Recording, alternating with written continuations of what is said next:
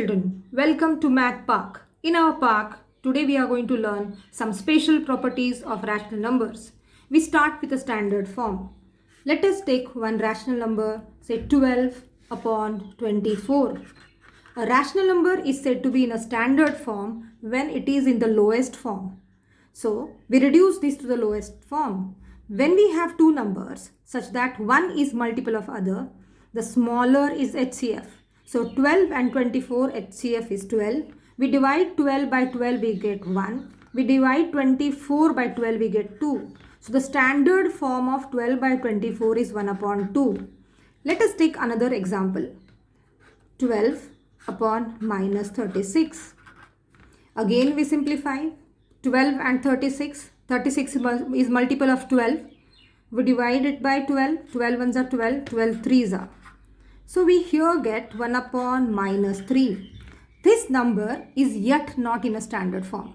For a number to be in a rational number to be in a standard form, it has to be in the lowest form and denominator should not be negative. So as to convert this denominator into positive, what do we do here? We multiply by minus 1 to the numerator and denominator. Multiplying by minus 1. 1 into minus 1, I get minus 1. And minus 3 into minus 1, I get positive 3. So the standard form of 12 upon minus 36 is minus 1 by 3. Let us start with another property, additive inverse. So additive inverse is a number which when added to a rational number gives the sum as 0. So additive inverse of 2 by 5 will be minus 2 by 5. As 2 by 5 minus 2 by 5 we get 0. Let us take another rational number, say minus 2 upon minus 3. Now, the additive inverse of this number is going to be minus 2 by 3 as minus 2 upon minus 3 is actually positive 2 by 3. So, when we add these two numbers, we get 0. Additive inverse of minus 4 by 5 is 4 by 5. So, the additive inverse is a number when we add to a rational number, the sum is 0. Another property, additive identity. Suppose I add 0 to any rational number. I get the rational number itself. 1 by 7 plus 0. I get 1 by 7. So 0 is called the additive identity of rational numbers. 0 is the additive identity of rational numbers. Let us explore another property, multiplicative inverse or reciprocal. So, when two numbers are such that when we multiply one number to other, we get the product as 1, then they are called reciprocal of each other or multiplicative inverse of each other. So, 2 is the multiplicative inverse of minus 1. 2 is the multiplicative inverse of 1 by 2. What happens when I take minus 1? When will I get the product as 1?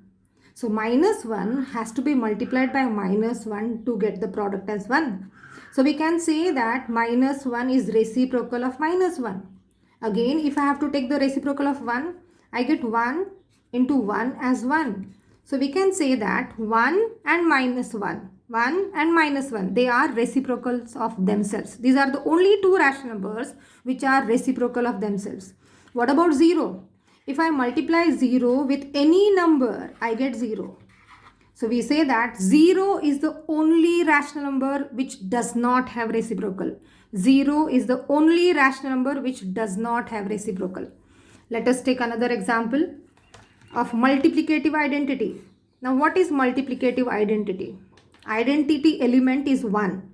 So if I multiply any rational number by 1, I get the product as the rational number itself.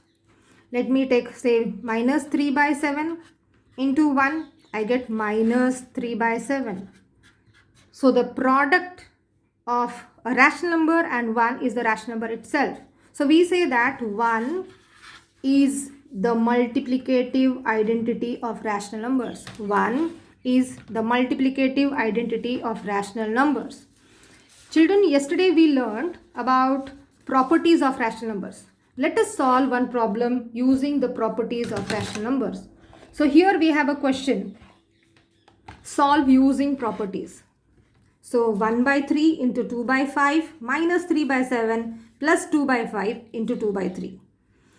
Here we have actually 3 terms where there is a multiplication. Let us take this as one term, minus 3 by 7 as one term, and 2 by 5 into 2 by 3 as one term, because when we multiply this, we are going to get this as one term. Let's see what is same over here in these two terms. We can see 2 by 5 and 2 by 5 is same. So what do I do is, we shift these two terms together. So we take 1 by 3 into 2 by 5. Shifting this, plus 2 by 5 into 2 by 3. And this minus 3 by 7 stays here. So we have just interchanged their places. So this property is called as commutative property. So we use commutative property since we have simply shifted the place. So we need to write here in the bracket, children, what property is being used.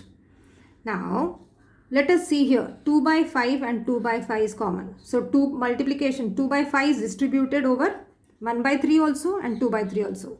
So we take this 2 by 5 common. What is left when we take this 2 by 5 from here? It is 1 by 3. There is a plus sign. If this 2 by 5 has already gone out, left is 2 by 3. And this minus 3 by 7. Now, what do we do is, we simplify the bracket. Before that, let us write what property we have used. So here, distribution of multiplication over addition. So 2 by 5 is distributed over addition of 1 by 3 and 2 by 3. So we write here what property we are using? Distributive property. It is very important to write the properties, children. So whatever property you are using, that has to be written in the bracket there itself. Okay, now let us simplify the bracket. 2 by 5, nothing means here multiplication. Since these are the like fractions, so denominator is 3. We simply add the numerators. 1 plus 2 is 3. So we get 3 upon 3 minus 3 by 7. Now, since this is multiplication, so we simplify 2 by 5 into 3 by 3 minus 3 by 7. So which is, this 3 into 3 is going to be 1. So we get 2 by 5 minus 3 by 7. Just recall, subtraction of unlike fractions. Denominators are different. We take the LCM of denominator. So LCM of 5 and 7. Again, one more tip, children. When there are two prime numbers, their product is their LCM. So the LCM of 5 and 7 is going to be 35. So to have denominator here 35, we need to multiply here by 7. So we have to multiply here also. We can't do injustice. We have to multiply by the same number to the numerator and denominator. Here I want 35. So 7 should be multiplied by 5. So here also we multiplied by 5. 2 into 7 is 14. 3 into 5 is 15. So finally we get the answer 14 minus 15. Recall the rules of integers. We subtract, give the sign of the bigger one. We get the answer as minus 1 upon 35. Understood, children? Keep practicing these type of sums. You will get several sums in the textbooks. Now here is a question for you. So you have to write the standard form of 102 upon 356. One who posts the answer in the comment box first is going to be appreciated in the next video. So keep watching, stay tuned, subscribe Math Park.